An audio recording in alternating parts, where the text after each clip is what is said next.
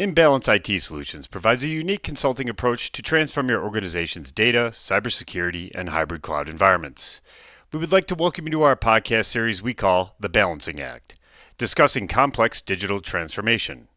Thank you for listening and enjoy the show.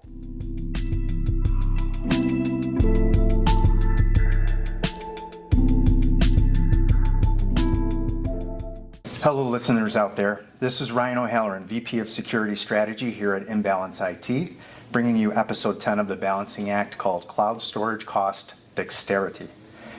Today we're here to discuss cloud storage and how it pertains to FinOps as a framework to maximize the value of the cloud and new technology investments. FinOps practices involve collaboration across engineering, operations, and finance, establishing financial accountability and data-driven decision-making. So first, I'd like to welcome my guest, Mr. Michael Caplan, Chief Technology Officer here at Imbalance. Michael, great to see you. Good to see you too, sir. And then I also have here warm welcome to Mr. Abhishek Pathak. Thank you. Abhishek's a FinOps practitioner and founder of Lucidity. Lucidity is a solution enabling cloud block storage to deliver the highest level of performance at the most optimized cost through automation. Abhishek, thanks for joining us today. Thank you for having me, yes. Would you be willing to kick us off a little bit with your background and what led you into FinOps in your profession? Yeah, interesting. So, lately what I have seen is storage is always treated as a son of a lesser god, right? It's always an unsung story of cloud infrastructure. Like, though these understand it as a drummer in your band, right? Though they are not in limelights, but if any beats goes off, things falls apart, right? I come from all the automated industries, so I love working with technologies that automates and gives some impactful output, whether it is having a software that helps in designing any products for mechanical engineering, or a platform that helps venture capitals identify the next billion-dollar bet, right? When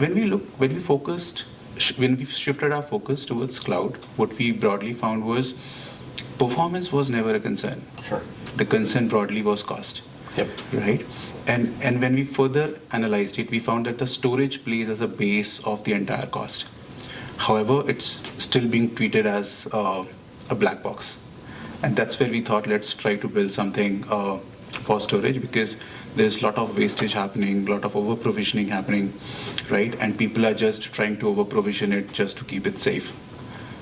And honestly, FinOps was not in the mind when we spin it up. It was all about survival. Yeah, it's like that classic over-provisioning mindset, right? Yes. Let's just make sure that it doesn't go down. Correct. But throw enough at it, keep it going, type thing. Correct.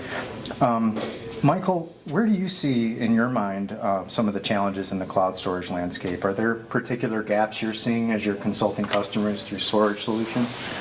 Yeah, I think the biggest challenge that I'm seeing is it's still this very much legacy mindset of I had an on-premises data center, I was going to spin up a virtual machine, my OS disks and my data disks, if I'm spinning up just a classic virtual machine, needed to be over allocated because I never wanted to go back to ask for storage to extend the volume. There were performance impacts depending on the time frame. There could have been unnecessary downtime, and it just became this very inefficient thing. Fast forward a little bit, storage technologies adopt thin provisioning, and that started to exacerbate the problem, because now the storage engineers, the benefit was they got to purchase less storage and you could allocate to your heart's content. Right. Unfortunately, as you start to pivot into migrating to the public cloud, that thoughtfulness around how much am I allocating, particularly when it comes to block storage, just never changed. I still need 500 gigs, a terabyte, and I'm only going to consume a much smaller portion of that. And the downside to a lot of that is, unfortunately, block storage is the one that you're paying for how much you're allocating, not for how much you're consuming. So it's helping our clients in the conversations that we have around how do we pivot to thinking about things more appropriately, especially once you start thinking about overall cost per gig in a cloud world. It's where the data is persisted, but you're just driving a lot of inefficiencies in your overall spend. A difficult challenge for sure, and an expensive one. Abhishek, how does Lucidity help achieve the kind of cost visibility and transparency we're talking about, just to understand how much you should have? Yeah, correct. I'll just take a step back and tell you what kind of challenges that we have also seen. Sure. Oh, please. So the major problem was, first was the focus. So if you look at the cloud now, even the hyperscalers, their focus is primarily on compute. Yes. They talk about reserve instances, savings plans, they have auto scaling for compute, right? But no one talks about storage, right? The second problem is visibility issues. So when we talk about visibility, we means no business users have idea on what the disk utilization is, as you rightly mentioned, right? And the technical side of it, the tech team knows that there is no technology that can auto scale your storage. They don't even pick their brain on how much they want to go for it, right? Then last and the critical part is data is exploding. So I was just going through one of the reports. What I found was, right now in 2025, we are having 600 zettabytes of data. So one zettabyte. Z. Yeah. So one Z is like 1 billion terabytes, right? That's a lot. And by 2035, it's gonna cross 2,000 zettabytes. So imagine the kind of wastage we are estimating in next 10 years into the Oh cloud. man, yeah, the compound waste on that just gets It's insane. huge. Yeah. Yeah, so this is a problem that's, like, to Michael's point, only going to be exacerbated as things continue. And it's better to get ahead of it now, so not only save some money, but to be ready for the explosion that's going to continue. Correct. Well, I think as clients have migrated into the cloud, while some of them have taken the thoughtful approach of, I'm going to understand which applications make the most sense and have that burstability, I will refactor my applications, but more often than not, we're still seeing just your classic lift and shift. Correct. And unfortunately, VMs are probably the most inefficient use of any spend in the cloud, because you're allocating a lot more for your operating system, you're allocating a lot more storage, and even when the virtual machine is powered off, you're still paying for the if it's a t-shirt size in something like Azure, or if you're doing true gigabyte sizing in an environment like AWS, you're still paying for that capacity. And if you're only consuming 30% of it, it's still wildly inefficient from an overall utilization standpoint. Yeah, and I'm sure the next challenge in itself, right, is even with the tool, there's collaboration amongst all the business units, right? Can you talk a little bit about that? Where are you seeing the maturity of the business units working together for financial accountability with this sort of thing? Or what do you think it'll take? And I know this is a loaded question, but right, even with the right tools and observability, I know that everyone has to be focused on the goal. I'd love to hear your thoughts on that a little bit. So I see that to make FinOps successful, it's like everyone has to take their own responsibilities, right? Whether it's engineering team, or you have a finance team, or you have a leadership. Sure. Everyone has to play their own bit. Yeah. Now I'll give you an example for one of the customer where we have saved like 42% of their optimized bills. The best part was we have been able to bring in finance and technology into a same Slack conversation. Wow. Right, and that was That's a awesome. big win. That was a big win, right? And when I look at it from the holistic perspective, what I see is it's a shared responsibility, right? But leadership holds the accountability of it. Sure. It's like a family, right? Though you have, and it has to come as a culture within the organization, right? If you look at the fathers of the family, if you have bigger families, right, they cultivate these cultures so the kids and the generations knows how to do cost optimization. Right, so I look at it from that perspective. Well, and I think too, the interesting part about your solution in terms of what it has been able to provide is, right-sizing activities in the cloud have always been, particularly when you're focused on storage and especially in block storage, right-sizing is painful. You have a certain amount of time that you're able to do, capacity adds are one thing, but shrinking activities, disruptive, you have to take downtime, you potentially have to migrate your data depending on how you're going about things, and you can only do that a certain amount of time. So even if there are efficiencies to be gained, you're still struggling with the fact that if you have to manually do that process, you only can maybe do it once or twice a day. And if you have an application that has a wide variability of change, your opportunities for those savings are significantly diminished versus maybe there's a one-time right sizing that you can do, but how efficient is that, and do you want your teams focused on having to manually do those efforts versus, potentially looking at something that feels a bit magical but can help with that overall automation story? Correct. And just to add on this automation piece, what we have seen is there is an irony to the story. One side we talk about cost savings because you're over provisioned, but other side you still have disks which are giving you downtime. Sure. Even Google was down 5 years back just because of the shortage of block storage. Sure. Very specifically, right?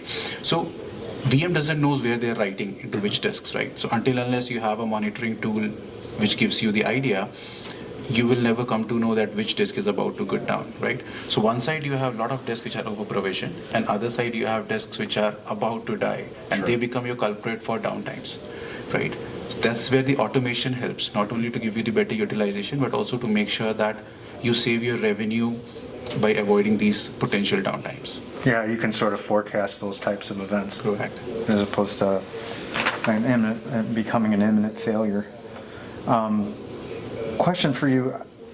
We talked about block storage, right, first. So to cap off on that, I'd be curious in your thoughts from what you've seen, how many businesses are drastically, or even on an average, if it's possible, over provisioned? What type of savings are you seeing? What type of reallocation are you seeing?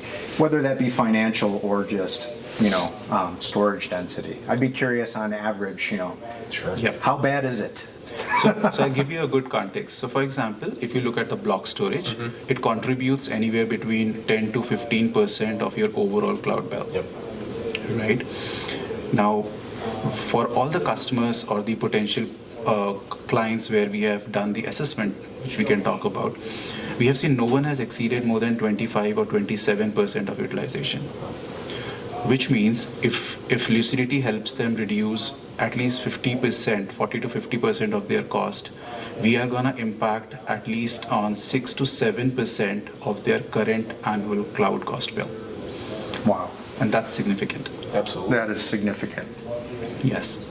And I think, part of the challenge too, and what I know you work with a lot of clients, is helping them understand what that total estate is. They have reporting that can help, identify some of that, but unless they're heavily utilizing, a very good observability tool or implementing kind of some of the native tool, the advanced monitoring tools that the public cloud providers have, normally operations just sees, I've allocated a 512 gig managed disk in an Azure VM, and they really don't understand how much they're truly, potentially wasting from a dollars and cents standpoint by not optimizing what they have. Correct. And I think one of the things that we've, both of our organizations have done with a few of our clients is helping to perform that overall assessment to help just create that baseline story to help clients really kind of understand from just a very simple analysis, to your point, that 6 to 7% of your total cloud spend is potentially just, overspending for minimal benefit. Correct. Yeah, that makes sense. And obviously, FinOps is a challenge that's more broad and more robust, even outside of block storage. So I know that's a fantastic place to start. I'd love to hear you guys talk a little bit for a minute about how organizations that maybe are doing this well, are they using multiple tools? Are they using native tools? Sure. More broadly, right, once we have the actors in here and the business units are in alignment, this is something we want to do, we want to get better at. How can you go about sort of that evaluation process, if you will, today for the variety of different areas you might see these gains? Yeah. So when I look at these enterprises, what I see is everyone has their own set of entire FinOps tool belts, right? Now, FinOps starts from culture. So there are a lot of different aspects to FinOps. First is how you start adopting these journeys. How are you hiring people, right? What is this message that you're inculcating in the employees within your system, right? How they are being moved from cost savings to cost avoidance. Yes. Right? Now, everyone then have a shortlisted tools that they want, right? From your monitoring to compute optimization, storage optimizations, Kubernetes, for that example, right? And the right set of tools will definitely help them drive a lot of cost. Sure. Right? What I feel is it's not just about cost saving, it's about having a control on your infrastructure, right? And when you have better control on your infrastructure, it makes more business sense. Sure. Right. And I think at initial scale, once a client migrates, they'll figure out some sort of FinOps tool that can help with the overall cloud cost optimization. And the benefit of those solutions is they'll call out certain opportunities for savings, but then it's important, organizationally, to build that context around, okay, I can figure out the high level of reserved instance coverage that might give me 80% coverage to handle some of the variability in my environment. Those are obvious wins, and that's something that those solutions do very, very well. It's the other opportunities within that, and then you start getting into, are there private pricing agreements or contractual commits? That will, again, help drive some additional savings. But then it starts to get into the conversation. My next opportunities for savings are either refactoring my applications to go from a virtual machine to maybe a container or a function as a service type solution that will, again, just further reduce the amount that I'm paying for the application or the business outcome that I'm trying to achieve. But it then still requires your engineering teams to build that level of effort, determine at a business level, does this make sense to even invest that amount of time? And for those applications that may not be revenue generating or may provide, significantly lower value to the overall health of the business, it may not be worth the engineer's time to invest potentially hundreds of hours to do a whole refactoring. So then it's important and incumbent upon organizations to identify where are the potential overspends or the waste, and that's where you need to build intelligence and automation to help with that overall management. Again, back to the conversation of resizing operation and block storage. A lot of these tools will point out some of the just high-level opportunities, but are you going to accept the potential downtime or the risks associated with that? And more often than not, organizations will just say no because they just don't understand what that could mean to the application or the performance or any of those, and that leads to savings opportunities from being solved. Yeah, and correct me if I'm wrong too, it seems like in all the hyperscalers in the cloud, even though they have some type of native tool, it's more about how you reallocate what you've spent to something than saving money, of course. So the insights are there into, hey, you're not using all this that well, so move things around. It's so traditionally focused on compute, which is a lot easier to do from a resizing standpoint. And yes, you will get one of the largest potential savings there, and then if you're at a scale where you can have a contractual commit with a public cloud provider, again, that will drive some additional savings opportunities. There's always those types of organizations that will help with those types of functionality. At a certain point, it becomes either an engineering problem or an automation problem, and that's where you have to look at solutions that can help automate out some of the manual processes that still exist in savings opportunities. That makes sense. Earlier, right? It's obviously it's a big thing to tackle, right? This FinOps, right? We can start typically with an assessment. You mentioned an assessment earlier. Right. Can you tell us a little bit about what an assessment like that would entail? Because I know, like to Michael's point, right? People are worried about what if it takes things down? What if it doesn't work correctly? How can you do this with fidelity and caution to be able to get the outcome that you're trying to achieve? And I'd just love to hear a little bit about how you do that. Sure, great question. So our technology works on automation, right? However, when we build the technology, what we found was we have to give those visibilities to the audience that does it make sense to even talk to Lucidity at first stage? And that's where the assessment tool came up. Now, what this assessment does, this is an agentless mechanism. It's just a script that you run in the system. And this enables all the native technologies of these hyperscalers and extract some storage metadata. So when I talk about these storage metadata, these are primary disk utilization, of course, the disk names, IOPS, throughput, volume, kind of just the metadatas, right? And it relays back in the form of a CSV file. Okay. So once the CSV file is downloaded, it's very simple. You just run it, close your VM, it will work at the backend, and it'll throw you a CSV file for the entire account. Upload it into the script in the application, and then it will throw you the entire metrics. Now the metrics is important. So first thing that we talk about is what's your current disk utilization? How many ideal disks you got, right? And what will happen if you deploy Lucidity in this environment? How much cost you're gonna save? So all in all, we give them a black and white idea around whether it makes sense for them even to go for the POCs or other things, but it is a very good visibility how much cost they can save. That's great. To get that general idea up front is, has a big effect on nobody wasting their time and also seeing how valuable that is. If they decide to move forward into kind of additional phases of this, what does that look like? Yeah. So what we do is once they have the understanding on how much money they're potentially going to save, right? We move on to something called as POC or POV, proof of concept, proof of values, whichever they want. And what they ideally do is they pick out 1 or 2 accounts, largely from the dev environment. They deploy Lucidity, right? And we recommend running some 15 to 17 test cases that we have from our customers, because that gives them a better idea on how to check the compatibility of the product, right? Sure. It's just a 3 days task. So the interesting part of this POC is the moment you are done with your POC in 3 years, you can actually start realizing some savings live. So what you see in assessment, you can see them having live. And once that makes logic, you just sign the contract and go ahead with the deployment.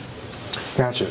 Another thing that came to mind is, if a customer had an existing commit of some kind, and maybe they have to honor that, commitment, it's reliant on where you're at in your refresh or your contract, correct? Do you typically see savings anyway at that point, or does it push a little bit? Yeah, you'll definitely see savings. It really comes down to the fact that what we've done is now remove wastage, and now usually organizations have a backlog of projects or activities that they've been looking to fund, and now this can actually help fund maybe a new instance, or maybe adopting an AI solution or doing some test use cases there. And I think the important thing, and I don't think we've called it out yet, is the benefit of even doing the POC is we're not inserting anything into the data path for the virtual machine. More traditionally what you would have seen from some of the storage vendors out there and the OEMs, what they want to do is create a layer in between your virtual machine and the underlying storage, and use maybe a traditional kind of storage array concept, because then you can maybe get savings through deduplication or compression, and operate as more of a traditional compute, 3-layer compute network and storage. But the downside is if you ever need to move away or you decide you don't want to renew, all of a sudden you're basically fully locked into the solution. And I think one of the benefits, and we haven't necessarily talked about that, and maybe you can, is how Lucidity operates so that you don't get inserted into the data path. You're just helping to optimize using cloud native capabilities as opposed to automating through a data insertion layer, is kind of how I would describe it. Go ahead. Yeah, just to elaborate, we don't come into the IO path of the application, right, whatsoever. So your application continues to write to the disks whether Lucidity is working or not, right? Lucidity works directly with the file system, right? Accordingly, it just goes and does the shrink and expand operations. And the kind of data, or I can say the metadata that it interacts with, is just the storage metadata.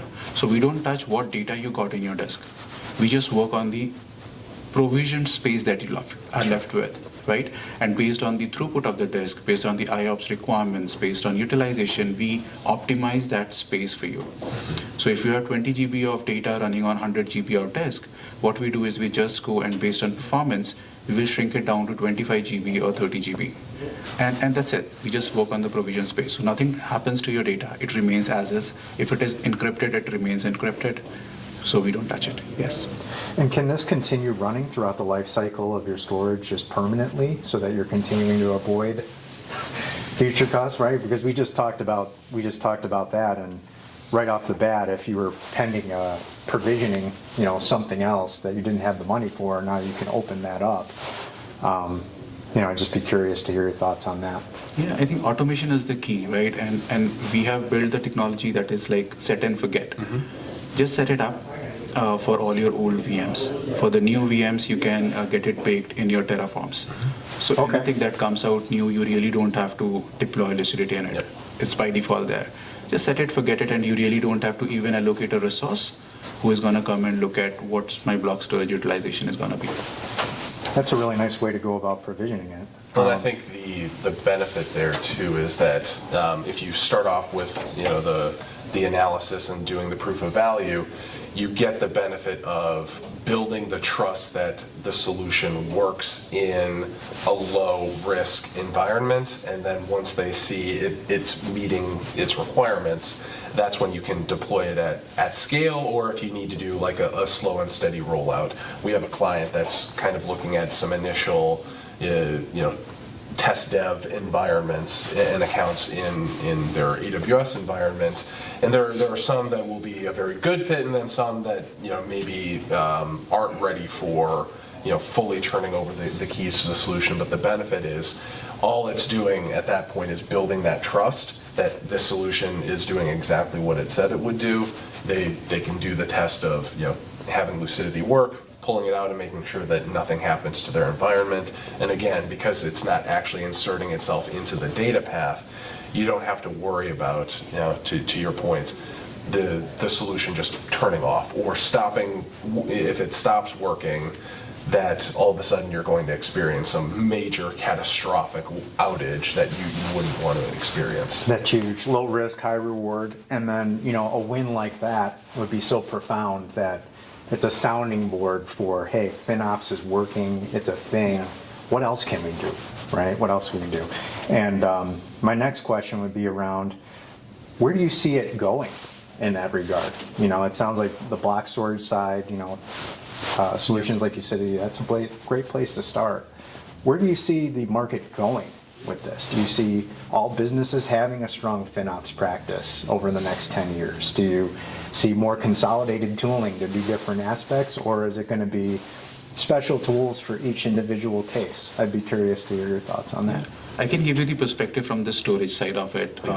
Yeah. So what I see is the world is moving towards predictive storage economics, right? And for Lucidity, this is the first tool that is up in the market. We have identified some 4 to 5 major use cases, which are prominently the bigger, that can constantly impact in the cost for the customers. Sure.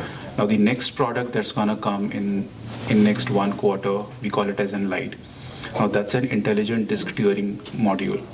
So what that tool is gonna do is, it's gonna switch your expensive disks, right, to the standard disks, Sure. or standard disk to your expensive disks based on your performance requirements, right?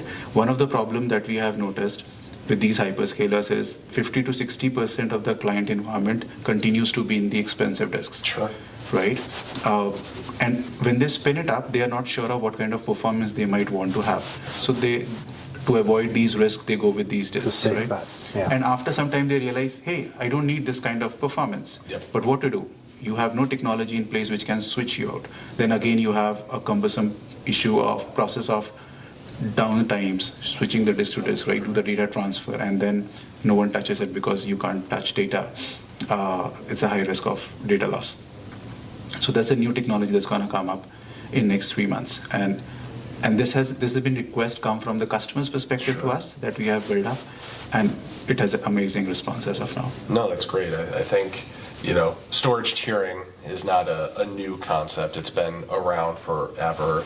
Back when SSDs first came to market, it was you'd buy a small subset and you'd hope that the algorithm that the storage array had would tier the data appropriately. And now if you have that ability to take advantage of, if you deploy on SSD initially, but the application basically is not performing any I/O, being able to tier down to a much more cost-effective, traditional spinning drive format for the devices would deliver again. Just not only are you optimizing the overall utilization, but now you're optimizing from a performance standpoint too. It's just that other additional vector that can be optimized and tuned to again drive an additional incremental level of savings. True. That's awesome. Now, just for fun, final question. This is the toughest one. Outside of FinOps, what are your passions? What do you do for fun? Oh, interesting question. Sit on it. From what I've heard, Much harder than FinOps, enjoy, I know. From where you live, coming to the United States every now and again. It's a very long flight, so hopefully it's not sitting on airplanes for extended periods. It's not. I love a lot of city hoppings, so because it matches up with my profession. Sure. So I'm on flights every alternate weeks, right? New cities. So I love hopping new cities, talk to people, understand their culture, see how those cultures are, impacting in the innovations in their world. Whether it comes as a technology piece or it comes as normal family household stuff. Sure. I recently have picked up golf as well. Oh, great. Nice. So last Saturday was my first session on golfing.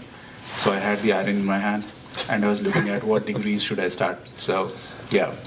Awesome. Best of luck on the golf game. That's going to be the rest of your life, right? Thank you very much. Yes.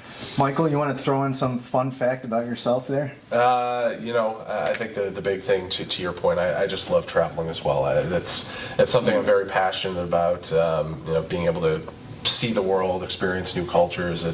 It always makes you appreciate what you have, but it's also just great getting that additional level of exposure. So that's something I'm personally passionate about, spending time with my wife, playing with our massive dog, but that's just that's just the fun part of life, right? That's awesome, man. Yeah, family for me too. Family, pets, right? I need to do a little more traveling like you fellows and get out there. Amazing. Abhishek, thank you so much for your time. Thank you for having Michael, me. of course, thanks for joining. Appreciate it.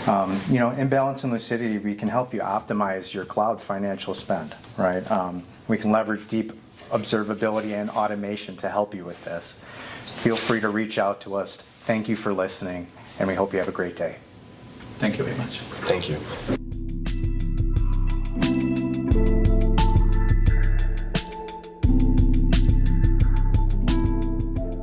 In Balance IT Solutions wants to thank you for listening and invite you to join us for the next episode in our podcast series.